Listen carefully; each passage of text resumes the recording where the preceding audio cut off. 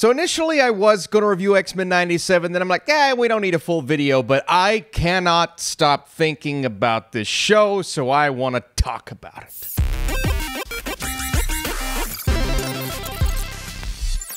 What's up, Flick fans? Welcome back to the channel. X-Men 97, a revival of that original X-Men 90s show, has finally hit Disney Plus. The first 2 episodes. I've seen the first 3. No worries, I won't spoil anything about episode 3, but I do want to talk about 1 and 2 because we're back, baby. We're back.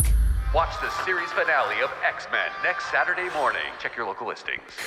I'm grateful to have the chance to say goodbye.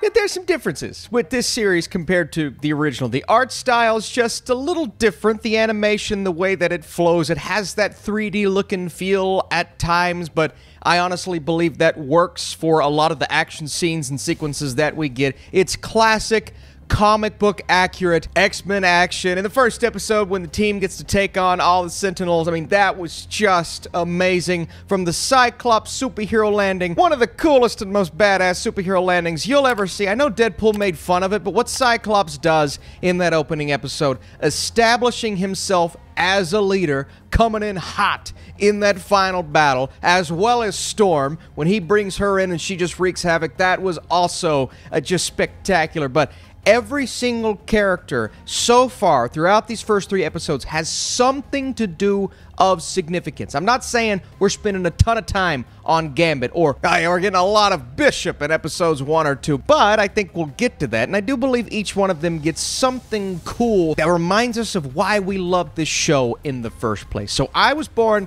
in 95, right? So I watched, the replays on television. It really was a Saturday morning cartoon for me because this would come on, and then Spider-Man would come on. By the way, we know Spider-Man's out there in this universe, so let's bring him back too.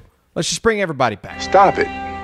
Get some help. Anytime I'm talking about modern superhero animation, I'm always talking about DC. From those straight-to-DVD, VOD movies that, for the most part, are really good. Not as much as of late, but really work. And then you have your spectacular Spider-Man, and obviously the Spider-Man in the 90s. The Avengers TV show was really cool, but we haven't had anything over the last 5 to 10 years that has stuck out like X-Men 97, I believe, is going to continue to stick out. You can see the talk on Twitter already start to rise just because of the moments that we get in the first 2 episodes, the scenes that I talked about, as well as one from Magneto that's an all-timer. And by the way that they handled Magneto in this show, that's how they have to handle Magneto in the movie. It is spot on, perfection. The speech that he gives in episode 2 when he's about to go ham on these people, then he refrains and says, you know what, Professor X would not want me to do that, even though I could destroy each and every one of you. But what you did to Storm, that wasn't cool. But that's the thing. When you have characters this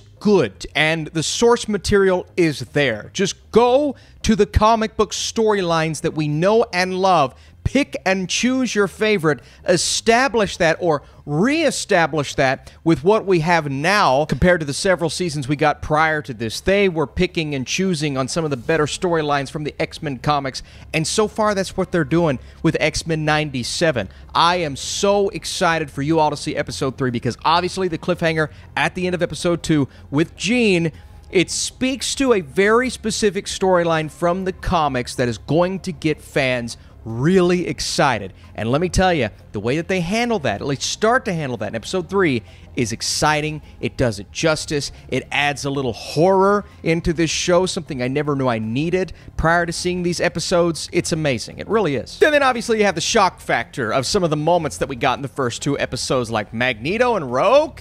What's going on here? Say what?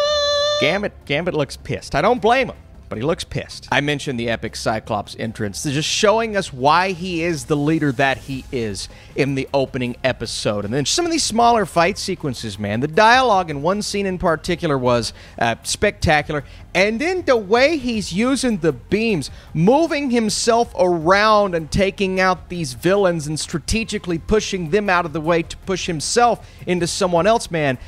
I am in love with the way they're handling Cyclops' character, his powers, his ability to be a leader, all of those things that we got from the original, especially after what happened to Professor X. We knew the mantle was going to be passed, and I guess it's somewhat passed and then kind of passed again to Magneto as he comes into this season, but it is awesome to finally see Cyclops represented in the way that the comic books intended on him being represented. This is the best version we've ever seen on a big or small screen of Cyclops. The voice, while a little different, again, all the characters' voices a little different, the animation just a bit different, but they kept the heart and the soul and added some flair to some of the characters, like a Storm, like a Jean Grey. I think all the additions are warranted, and the themes that they're diving into as well. Finally, a cartoon that's way more adult and mature than some of the other cartoons that are coming out nowadays. Something that kids can watch, adults can watch, those that have nostalgia for this series can watch and enjoy. It is an animated show for everyone, just not maybe young kids, because some of the action's a little intense. Look, I don't have much more to say. I just wanted to come on here and, first of all, give myself a reason to put up a Rotten Tomatoes review, because I want to keep that 100, and I want to add to that 100, but also let you all know that those who have nostalgia for this original X-Men series, and I liked this one and X-Men Evolution, so both of those work really well for me. The fact that they brought this back, maintained what we loved about it, captured that nostalgia fully, and put it all on screen with the intro. If you ever skip the intro, you're dead to me. You're done. Never skip it. My wife tried to skip it earlier. I said, you're dead to me.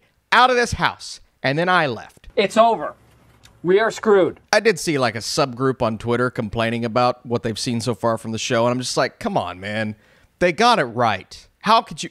Just go back and watch and compare. They got it right. Before I give you my score, if you agree with me, if you think they got it right, let me know why down below. Drop a thumbs up on this video. That would help this channel. And come back. We have plenty more reviews. A weekend packed full of reviews. Three Body Problem, Roadhouse, Ghostbusters, everything. X-Men 97 is everything longtime fans have been waiting on. The series brilliantly weaves nostalgia with a distinct and fresh style that never compromises the quality that we all remember. This is a show for hardcore fans, comic lovers, and those who have been craving that Saturday morning cartoon vibe once more. It catapulted me back to my childhood immediately. I can't wait to see more. I want more seasons, more episodes, more characters. I am obsessed once again with X-Men 97 and this pop figure. I need more. I need more X-Men in my life. So Marvel, when you inevitably recast, don't screw it up, because this is awesome. Thanks for watching. See you soon.